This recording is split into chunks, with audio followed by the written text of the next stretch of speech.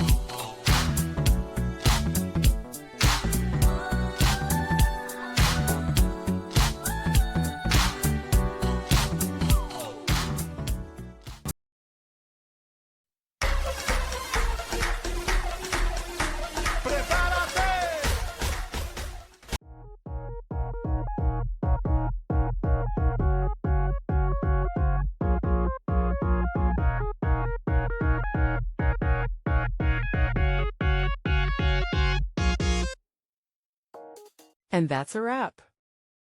I hope you found the answer you were looking for. If you did, take a second to hit that subscribe button. It really helps out. And let me know in the comments which solution worked best for you.